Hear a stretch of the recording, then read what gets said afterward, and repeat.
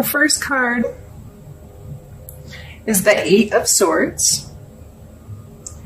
And this card shows me like self-limiting behavior. So again, if you're not being gentle with yourself, if you're saying mean things or limiting yourself or putting restrictions or judgments on yourself, and a lot of times with that kind of behavior, the more you struggle and thrash around, the more stuck you get.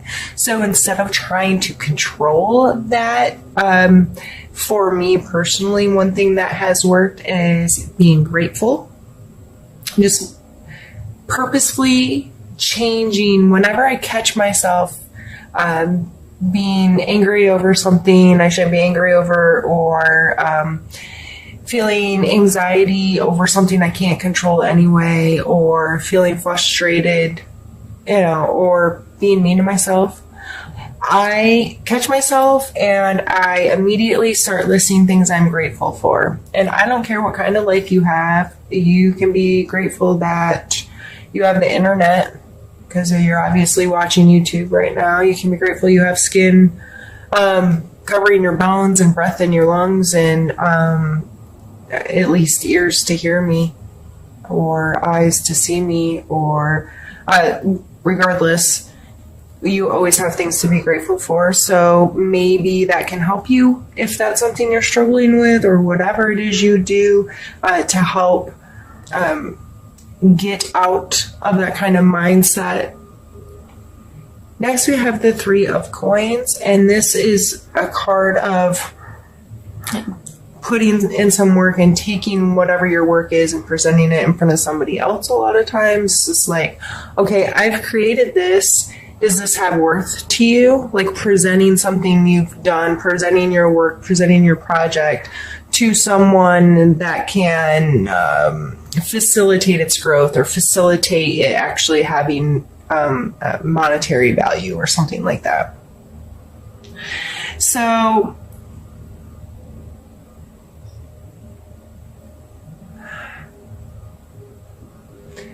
I feel like you have something brewing, you have something you've been working on, you've been putting in some work.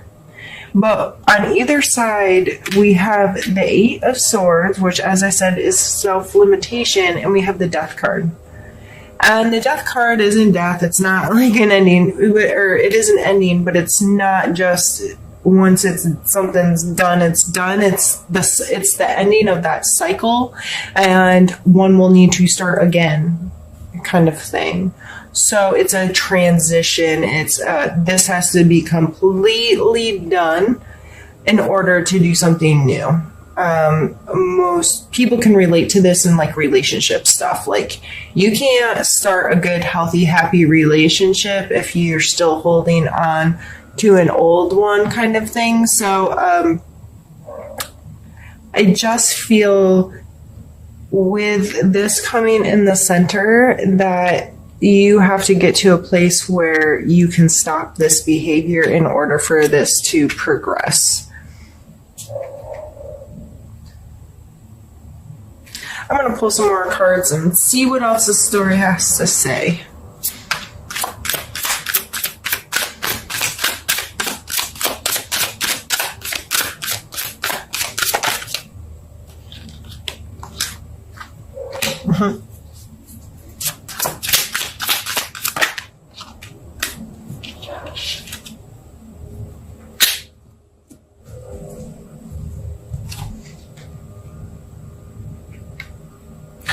The Six of Swords can be as literal as physically moving away from an abusive relationship. It's getting away from the allowance of being treated bad. And sometimes it's you, as I said in the very beginning, abusing yourself.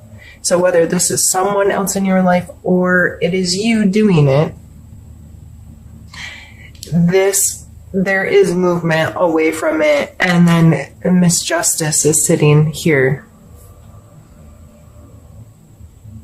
There are consequences to our actions, whether you want to think it's karma or however, the scales get balanced.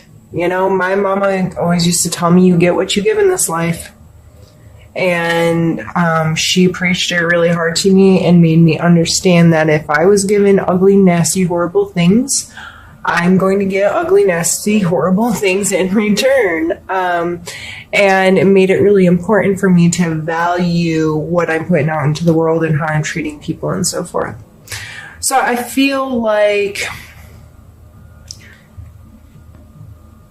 there is definitely movement, and it may take coming to these two big energies of being able to really stop something from happening and be like, I am done with this. And I have to believe that justice will sort itself out. And it's not my responsibility any longer, and I'm not going to live in the past. I'm going to trust that the universe will sort it all out, and I'm just going to keep moving. I'm going to keep moving towards my destination, and I'm going to do what's right for me, and I'm going to take care of my thought processes in a healthier way. And this card may also tell you to get strict with your boundaries. You know, these are my expectations to be in my life, to be around me. If not, you can move on. That kind of energy may also be associated with this. Let's pull a few more cards for the Cancer. I just can't shuffle. I'm not taking it. All right, cards, get in my hand.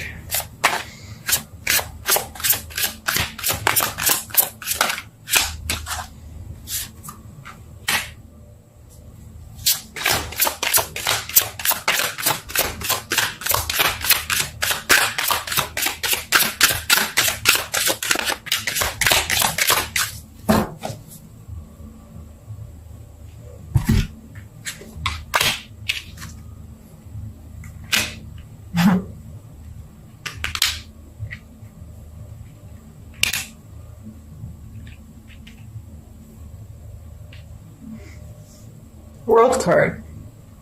Standing on top of the world, Wheel of Fortune, also a circle, talking about these cycles that come to an end in this, circle of life, this circle of patterns. It just seems to be an overall theme here in this reading. This Two of Wands can sometimes touch into duality, wanting to be more than one place at one time. With this card, I kind of relate, because how this energy shows up in my life is I'm a big time homebody hermit. I like to be alone. I like to be at home. I don't need to interact with the world a lot. However, on the other side of things, I love to travel. I love to go far off places and experience new things and that kind of thing. But it doesn't have to be all the time, and I'm very happy at home. But without that, I do feel like part of me is missing. So it's this duality within me. Part of me loves adventure, and part of me is okay staying sitting in literally the same spot for 12 hours. I can do that alone and be okay, which sounds crazy to some people. So you may be experiencing some duality in your life and trying to understand what that contrast means, where you should be putting more of your time or energy, or, well, this feels really right, but that feels really right too, and I'm unsure. I think when it all boils down, with the World card and the Wheel of Fortune coming next, the World card is an understanding of those cycles, an understanding of that completeness, that wholeness, this never turning evolution of what the world is. And the Wheel of Fortune card reminds us that, I don't want to say like a roulette wheel spinning, but because that's not how I usually associate the Wheel of Fortune. But again, there are cycles, things will come back to you, your karma will come back to you, but also you don't have any control over how this happens. it runs its own course in its own way for its own reason. And you just have to trust that you're in alignment with receiving the good out of life and receiving the abundance out of life and feeling this wholeness. So, overall in this reading right now, okay, I had to check my time because I'm afraid now I'm like getting paranoid about it, like turning off on me. Overall in this reading, going back to the being gentle with yourself, giving yourself the respect you deserve, giving yourself the gratitude that you deserve, whether it's keeping a gratitude journal, talking with someone about how you feel, allowing some acceptance into your heart about yourself, who you are, how you live, being able to, get in front of a mirror and look in your own eyes and feel like you have a good conscience about your life. And you may not be there right now. You may be in a place where you're being nasty to yourself or you're allowing someone else to not treat you well. And I think that overall, the more gentle you are with yourself, the more understanding and loving and compassionate you are with yourself, the more you can get to this place where you know you deserve to have abundance in this life and to have love in this life, to have joy in this life, and to feel good wherever you are. And some of the things about you can contrast a little bit, or you may have be unsure right now, or those kinds of things, and that's okay. It's part of the journey. So I think there's some really beautiful cards. Yeah, there's some heavy energy in there. I really don't think it's all that serious, Cancer, but I think you just have to trust in yourself and love yourself this month, and that ends on such really beautiful energy. So what I'm going to do now is I'm just going to stop the camera and restart it. And I'm going to clean these up by the way, and we're going to get another deck out and do another part of the reading. So I'll be right back with you. And now we're going to use this little deck. It's called Happy Tarot, and it's super cute. And this time I'm going to pull cards for specific placement. And I've done this in a lot of my other videos, so I like doing these. And so I thought with trying to make this a more inclusive, longer video as an apology, that I would add it in with the other. So the first card we're going to pull is for your mental space.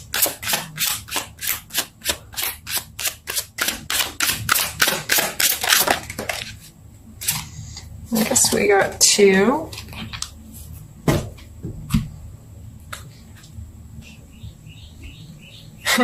We have the World card again, and we have the Lovers card. See what I was talking about? They're really freaking cute. I say that's my husband. That's him. Hands on hip, cheesing, buck naked on a big wheel. All right. So it looks like mentally, these are really positive, happy cards, but my first thought was being too invested in your significant other, allowing them to have too much control or power or to be your world. So the Lovers card, I always take it as a conscious choice to be in this relationship, making that choice over and over and over again to love somebody unconditionally and learn what unconditional love really is and really means, because sometimes that's not natural to some people. They complicate it and screw it all up with negative stuff and hold people responsible for things they're not responsible for, those kinds of things. So maybe your significant other or your best friend or whoever this person is, you make the choice to love unconditionally. Maybe you put a little bit too much of your power in their hands, like I can't be happy unless they're happy too, or it's about them making me happy or whatever. However, I'm sorry, this isn't sitting straight. It's driving me crazy. However, that's playing in your life. Or, just emotionally, maybe I was wrong. Maybe it's you beating up you in that first, like I kept going back to, but whoever your support system is really healthy and happy and helps pull joy to your life and so forth. Let's pull a card for you, or let's physical space. Sorry, brain's not working.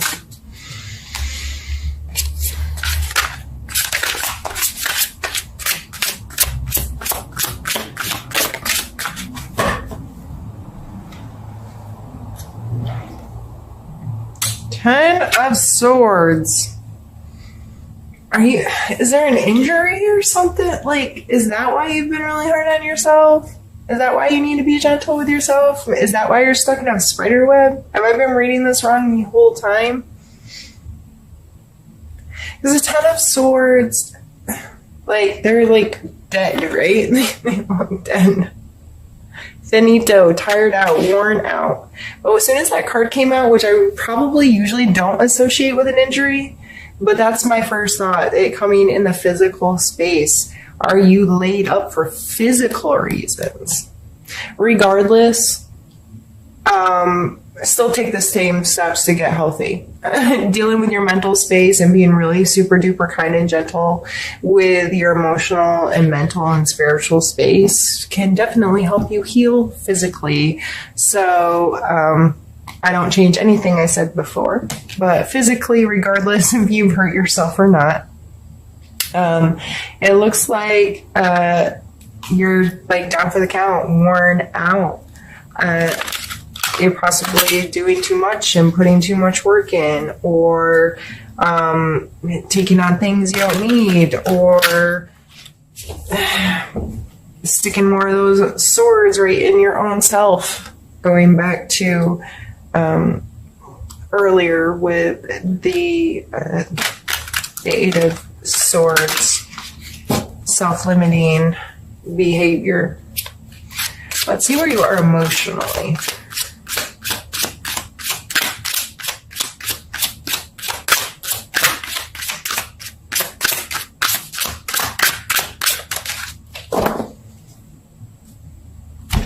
Ace of Coins. So that's seeing potential as something new in your physical space. New job, new hobby, new home, there's potential to create something new in your physical space. So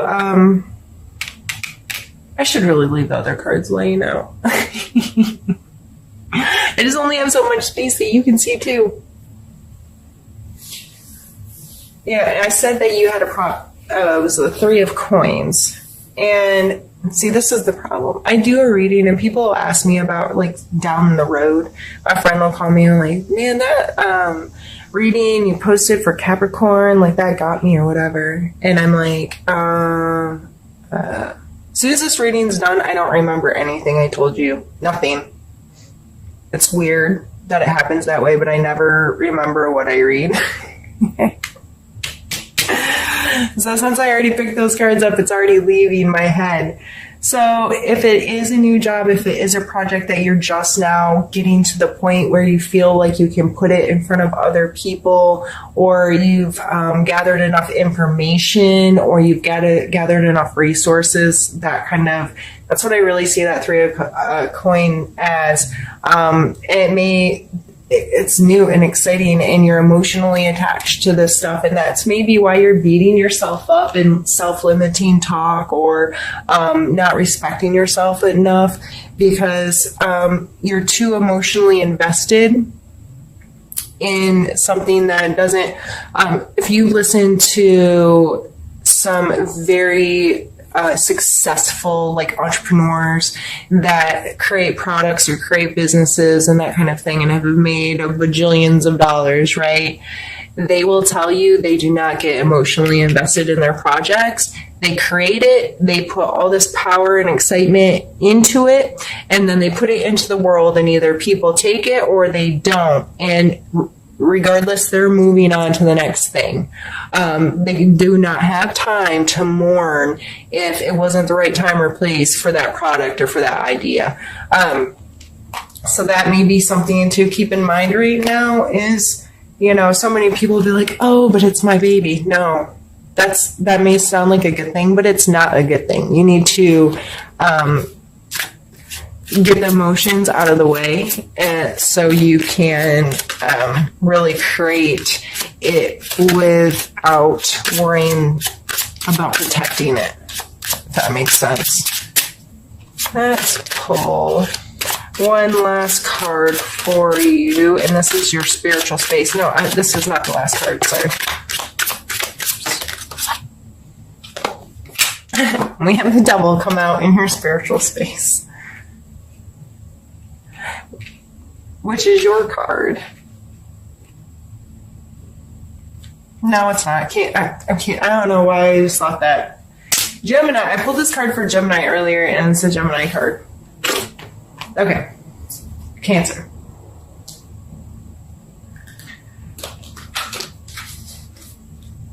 Bad habits or a control situation may be in your spiritual space this month. And maybe...